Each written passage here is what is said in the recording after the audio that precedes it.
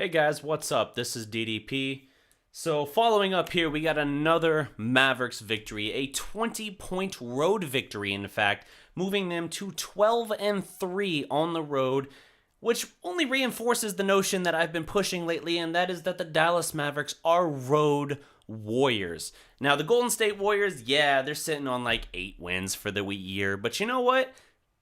They're not terrible. Like, in the sense that a bad team cannot be terrible, that's what they are. They had won 4 straight games, including over our friends from the South, the Houston Rockets.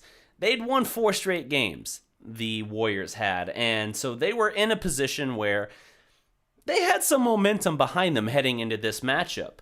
And yeah, I know that they're the worst team in the Western Conference and the second worst record in the NBA, if I'm not mistaken. But you still had to see how this game shook out. And for the first half, you saw this was a slugfest. D'Angelo Russell, holy good googly moogly, that dude could not miss in this game. And you could say Dallas benefited ultimately because in just 30 minutes of play before he exited with actually a pretty scary injury. Now, he left on his own power, thankfully, but they did have the cart out there at one point, the stretcher out there at one point, prepared to take him off the court. Like, it was a big stop down in this game in the second half in that third quarter where Dallas took firm control. But Dallas trailed this game 74-72 in the first half, and in just 30 minutes, D'Angelo Russell had 35 points, 4 assists, 6 rebounds on 13 of 21 shooting, including 9 of 14 from 3. In the first half, he was cooking. I want to say he made 8 of his first 9 3-pointers.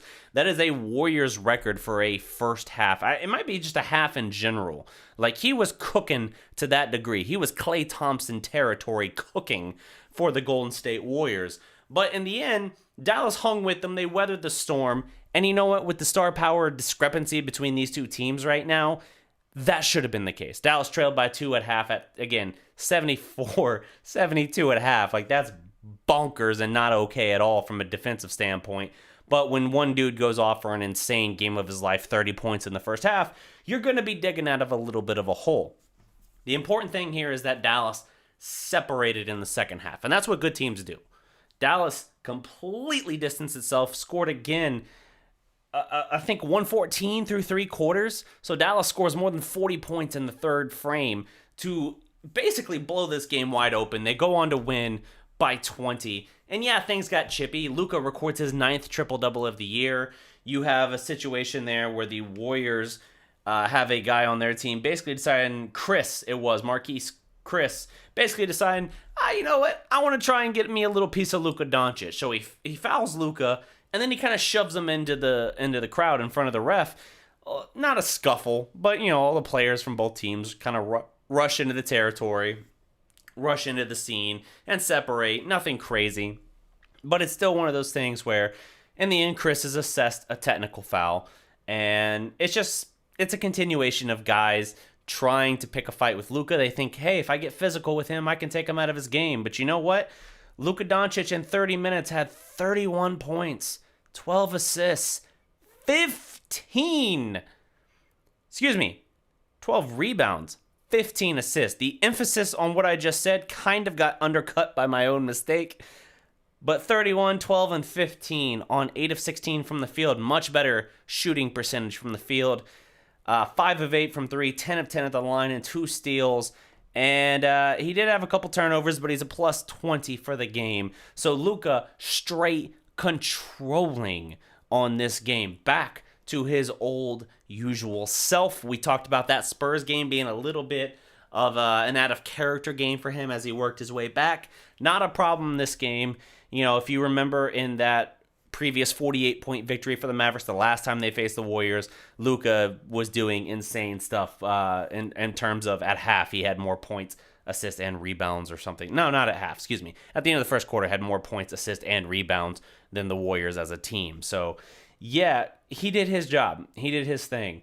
And speaking of doing their thing, Tim Hardaway Jr., 25 points, 9 of 13 shooting, 6 of 8 from 3. Like, Tim Hardaway Jr., man, I'm reluctant because I still, in my core, feel like he's gonna regress to the mean. But you know what?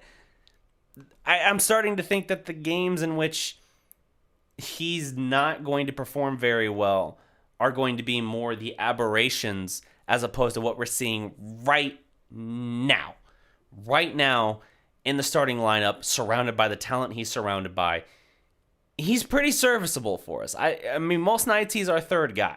He really is. And I'm not a huge fan of him being our third guy, but most nights he's been that for us. And tonight, frankly, from a points production standpoint, he was our second guy because KP comes in next at 18 points. From a rebounding perspective, that's a typo on there. I got only 4 boards for some reason for KP. KP had 7 boards on the game. So excuse me while I correct my egregious error. KP, 7 rebounds. Excuse me. But compared to his normal nights, KP still a little bit of a dial back in the rebounding category. 18 points, 6 of 12 shooting, so 50%. 4 of 9 from 3, 2 of 2 at the line. 4 blocks. 4 blocks. You know what? I'm going to make a second edit. I'm going to go out of my way to give you a second edit on this because the KP 4 blocks bears mentioning. Bears big mentioning. KP, from a points production standpoint, 50% from the field. It's sub 20, sure, but it's kind of in that territory, within that range. I would say 18 to 22 points is kind of where KP falls in this new identity within the Mavericks, and he's within that territory. The rebounds is a little bit back, but the 4 blocks is more than enough making up for it. This was a game in which Dallas basically was shooting threes out of their damn mind. Seth Curry, big first half for them. I think he had 14 at the half, ends with 17, only 5 of 13 from the field. But Dallas makes a franchise record. Let's see, what did they end up with? I know they reached that 23rd three made of the game, but I want to see what they ended up with. 24 made three-pointers for the Mavericks in this game. That is a franchise record. They shot 24 of 51, which, by the way, I don't know if the 51's a record, but it's a season high at the very least. 47% from 3. You shoot 52% from the field, 48 of 92, and 47% from 3. You better damn well win that game. Now, I know D'Angelo Russell, yes, before he exited the game, he was going off, and he had Golden State well within this game. Golden State still shot 49% from the field and 46% from 3, so it's not like you shut them down. But Dallas did what they needed to do. They took control in that second half. Even before Russell's exit, they took control and they asserted themselves. That's what you need. This is a Road Warrior team who has built a 12 and 3 record on the road compared to just a 9 and 7 record at home. They thrive on the adversity. Now, you go 21 of 21 at the line? Yeah. That's pretty special for the Mavericks there.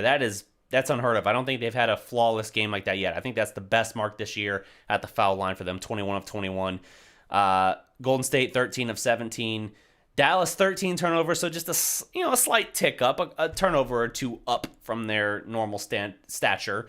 But you saw in the first half when Dallas struggled to kind of take control of this game, you saw yet another team throwing full court pressure at them, and it really threw Dallas out of its rhythm in the first half.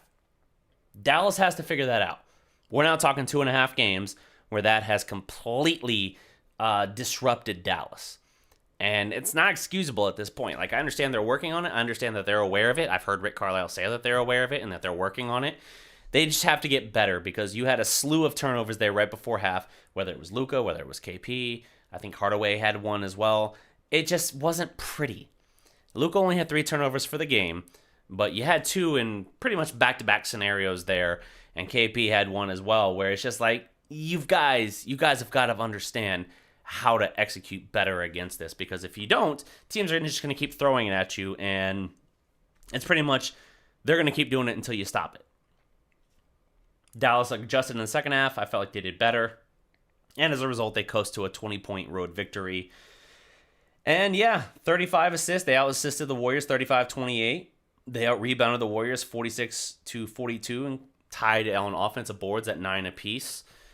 6 blocks for Dallas, 4 again coming from KP compared to 3 for the Warriors. 11 steals compared to 4. fewer fouls and definitely a lot fewer technical fouls. 4 for the Warriors in this game. So Dallas had themselves a pretty nice game. For the Warriors, I mentioned earlier Russell going off, and that was crazy in the first half. This would have been a very different game, I feel, had he not exited with the whatever injury, the stinger. I'm not clear on exactly what the injury was. He had some kind of collision with Luka, and it was unclear if it was like a neck thing, if it was a back thing, if it was a spinal related injury. I don't know. Best wishes to him. Obviously, that's a scary injury anytime you have that kind of extended stop down and then you have to bring a stretcher out onto the court. Great news that he was able to leave on his own power, able to stand up and walk out. But this is something that would have had a big impact on the difference of this game, the second half. Even though Dallas was starting to assume control, you have to feel that would have had a significant difference. Dallas at one point powered in the third quarter. I had a note, I took a 26-4 run in the third quarter by the Mavericks there, and that extended just a couple minutes outside of the Russell injury. So Dallas was cooking, right? They were already rolling prior to that, and it's just something where I would have been interested to know how that second half would have shook out had it not been for the injury. I'm glad, obviously, Dallas gets the win, but I want to see what they're able to do in this continued face of adversity, because defensively for Dallas, this was not a great game. Again, you got the Warriors shooting nearly 50% from the field, like 46% from three. Like you're going to be struggling in most nights in those situations, but Dallas made it work, man. I mean, they had 114, 116 through 3 quarters. They literally met their season average, their points per 100 possessions. They met that through 3 quarters. And they scored 140 in the game. And you still got people who say, "Hey, we need to put KP on the low block. We need to get him going there. We need to assess him and set him up in that way."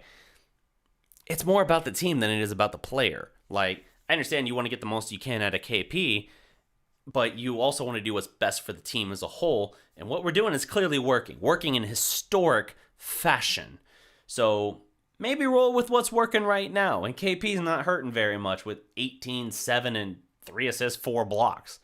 Hardly a bad game by KP. So let's see what the Mavericks are able to do. They got to go next to the Lakers in this case. They're going to have a matchup at LA with the Lakers. This is going to be an interesting matchup as well.